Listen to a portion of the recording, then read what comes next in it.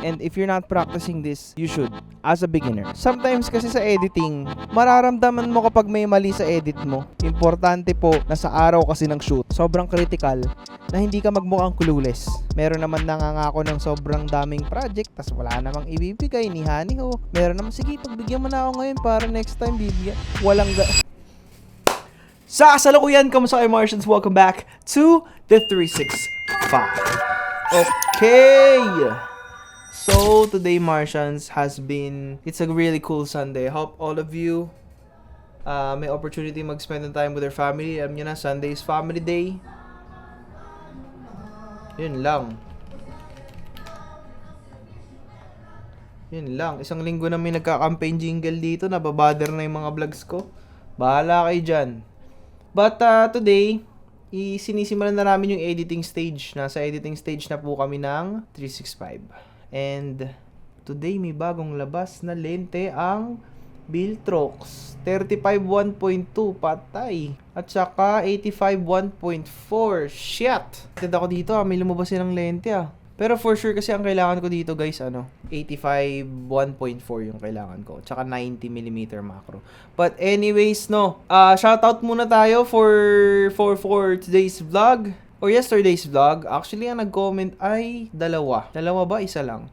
Shoutout kay Baron TV 19. Andito na ako, Lods. Okay. Diyan ka na. Okay, shoutout as well kay sayin natin yung ibang mga comments Kay Villain Toys 4547. Pero nag-comment siya hindi sa latest vlog kundi sa ang pinakarason kung bakit videography ang pinili ko. Naiyak ako sa paghatid mo sa dad mo. I wish na hinatid ko lang din daddy ko and babalik din siya. Kaso wala na siya. Naiiyak lang ako lagi sa mga part na napapanood nila ang dad nila. Naiiyak ako lagi sa mga part na napapaproud nila ang dad nila. Kasi yun ang gusto ko sana magawa kaso too late for me. Andito pa lang ako kasi nag-start pa lang ako sa first vlog mo, vlog marathon. Thank you Villain Toys. Sobrang na-appreciate ko tong comment na to. Rest in peace to your dad. I hope ma-providean kita ng mas maraming value pa sa mga vlogs na mapapanood mo. At I think yung mga next na isa-shoutout pa natin ay si Sir Franz Joseph. Nice one. Parang Steve Rogers versus Tony Stark. Question, who's your favorite X-Men? Saka kaninang mutation ang gustong magkaroon in real life? Favorite ko Cyclops pero gusto ko yung powers ni Nightcrawler. Pero wag naman maging kamukha niya. More power to 365. Can't wait sa Project 100. Powers ng X-Men para sa akin. Medyo mahirap na tanong yan Honestly, siguro power na gusto ko kay Professor X. Tapos, power ni Professor X, pero yung pagiging human ni Wolverine. Powers ni Wolverine tsaka ni Professor X combined siguro. O kaya, yun yung gusto ko dun o kaya kay Magneto, basically. Kay Magneto yung yun. Shout out din kay 2 days ago na to Rodney Boy TV, sa wakas nabuhay ka sa comment section. Congrats agad boss. Finally makakapanood na ako ng vlogs mo tapos na ang final demo teaching ko. Dami ko na miss na videos. Okay, so guys, sa lahat ng nag-comment sa vlogs natin, I'm sending you guys nothing but blessing and abundance. And of course, ito na yung sign na matutupad na yung project na gusto mo, camera na pangarap mong bilhin, at ito na yung sign na bilhin mo na yung dapat mong bilhin. Kasi nakarating ka sa part ng video na to. Pero today, editing stage ako ng mga final ng ibang mga projects, finally. So I can properly do a proper vlog again and focus. So far, we're doing good with our memes na ginagawa natin sa Facebook. Kasi that's where, dun nag-iignite yung page natin sa Facebook. But of course, YouTube still 365 vlogs. Nahype ako kasi nakita ko tong lente ng, lente ng Viltrox. Nakaka-excite, sa totoo lang. Grabe Viltrox 42mm to 420.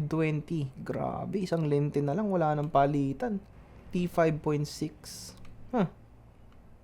Nice. Sana nakapunta ako dito. Or itong 85 1.4 bibiling ko to guys.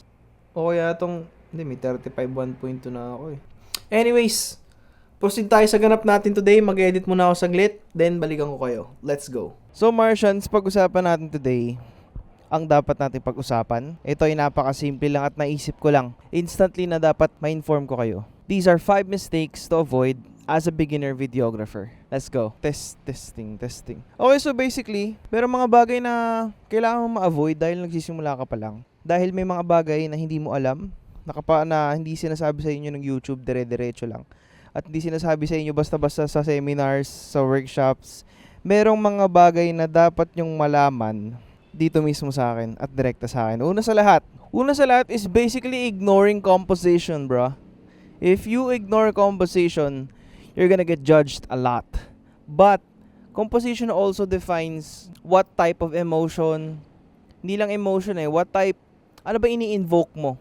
Composition basically explains your intent sa isang shot. Napaka-random, no? Kasi composition. Sobrang importante ng composition, Martians, dahil it defines every single thing. Composition sa lugar, composition sa interview. Ano ba yan? Ano bang intent mo dyan? Bakit ganyan yung angulo mo? Tabingi, madalas napakaraming tao ang palyado sa pag-compose ng shots. Pero one key element na lagi nyo lang tatandaan, always aim for the eye level and find all the straight lines. Kaya nga may grid dito sa camera mo. You can be creative, you can be expressive, but always practice composition. Meron ako mga kilala pa nagfi-framing putol ulo. Pa nagfi-framing, so yung look space nila nandito. Pa nagfi-framing, alam mo yun, dami.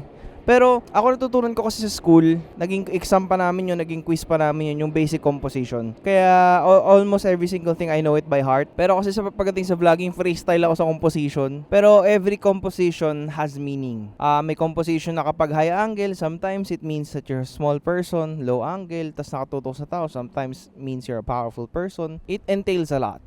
And if you're not practicing this, you should, as a beginner. Ang daming nagtuturo ng proper composition sa YouTube. Maybe sooner or later magtuturo ako. But this is a friendly reminder na it's the first mistake you should always never make.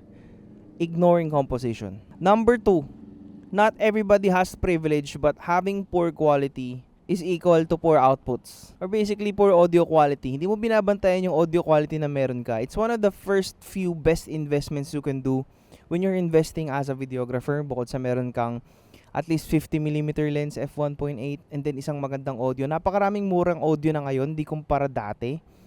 Ang mamahal ng audio. Ngayon, ang mura ng audio at ang convenient ng audio at rechargeable ang audio. Di katulad noon na battery or may mga Zoom H1, ganun. Ngayon, meron ng may DJI na mic mini, merong DJI, ano nga ba yun? Basta DJI na mic at saka Rode. Yan yung mga number 1. Pero ngayon ako gamit ko Comica. I think it's one of the best microphones you can buy out there at a very good price given na sobrang versatile ng microphone na to. Pwede siya maging microphone, shotgun microphone, pwede siya maging boom mic, and meron siyang internal recording.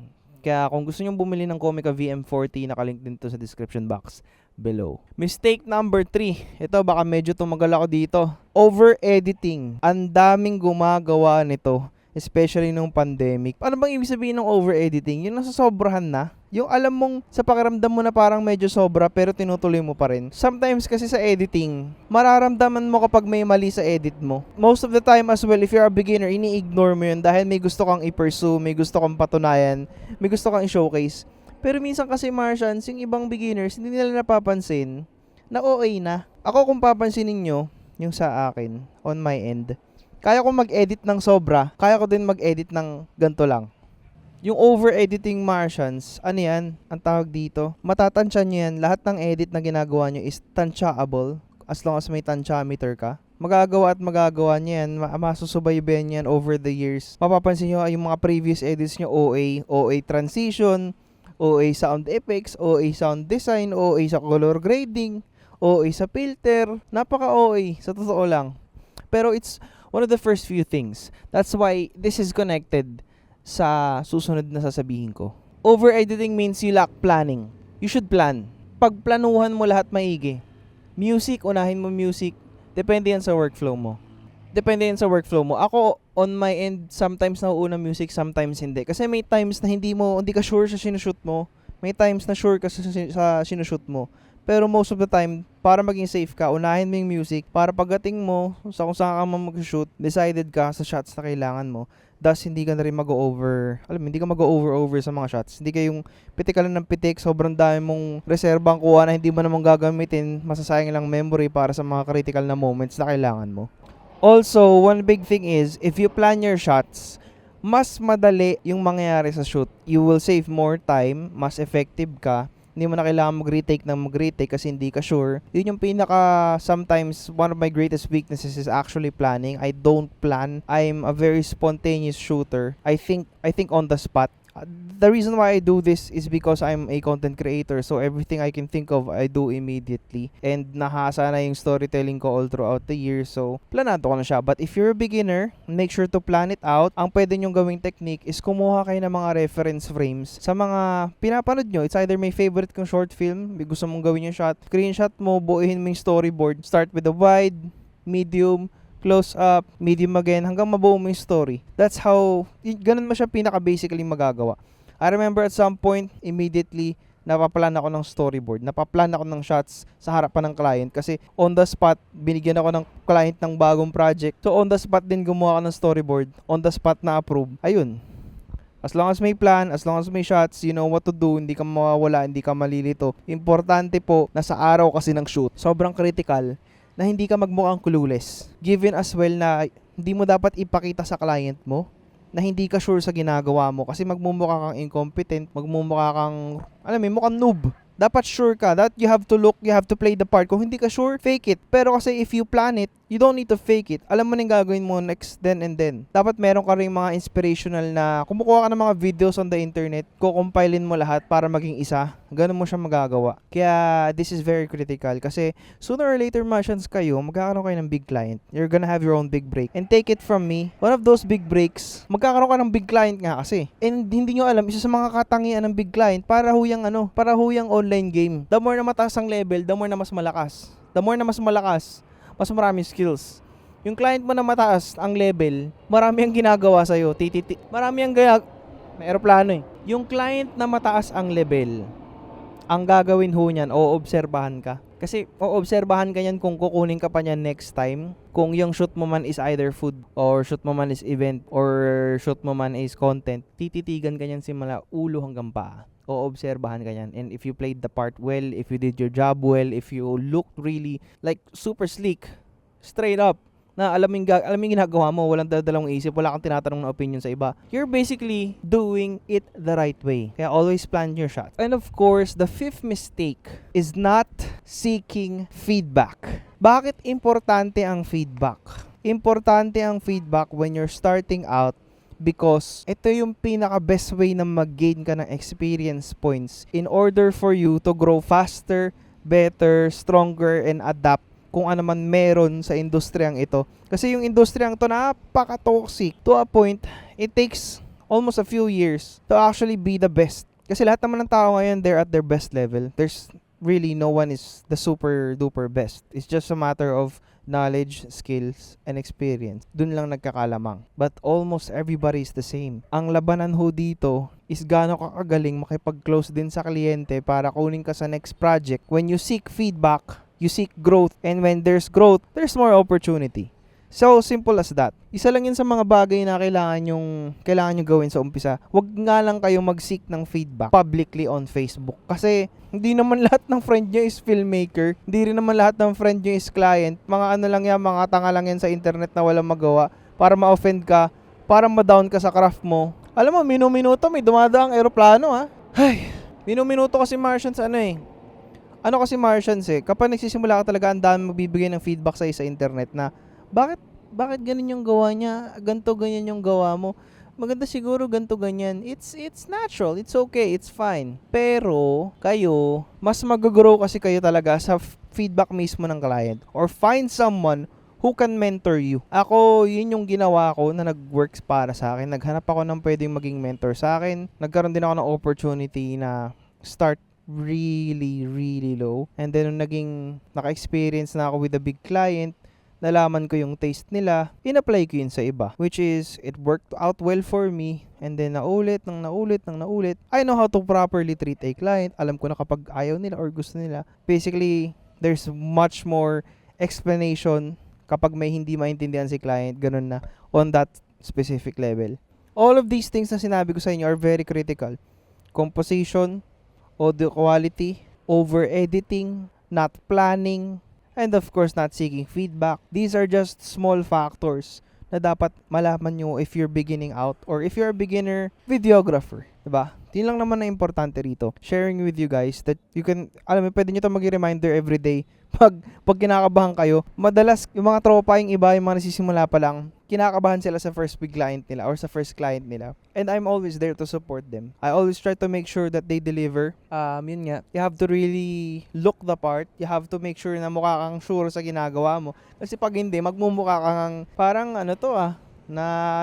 parang oobserbahan kasi ngayon na naman, aeroplano na naman. Oobserbahan ka kasi talaga ng kliyente kapag napunta ka na sa big leagues. Pero yung mga local, yung mga puro lang kasi, madalas sa umpisa, yung mga nakukuha nating client, if you're starting out, it's either soft-hearted, yan, hindi sila harsh, ganun, paribais. Meron naman nananamantala, meron naman nangangako ng sobrang daming project, tas wala namang ibibigay, ni ho. Meron naman, sige, pagbigyan mo na ako ngayon para next time bibigyan.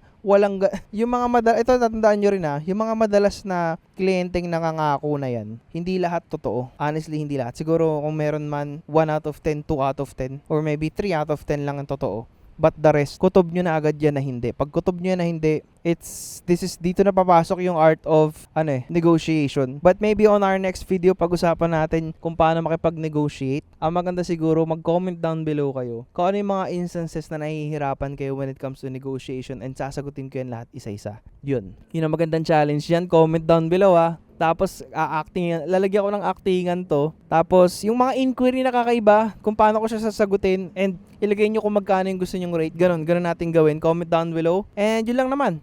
I guess for today, sa pagtatapos, that is it for this vlog. Make sure to like and subscribe. Follow me on Instagram. And of course, uulitin ko, subscribe para may good vibes. And I'm sending you guys nothing but blessing and abundance. And kung nakarating kayo sa part ng video na to, congrats. Alam mo na, ang 5 mistakes that you're supposed to avoid as a beginner videographer. And I'm here to help you out. Don't be afraid to ask. And comment down below. Today kasi is a bright Sunday, wala namang masyadong ganap. And finally natapos na ako sa edit ko. But tomorrow Martians, may shoot tayo. So, I'll see you guys tomorrow. Peace out.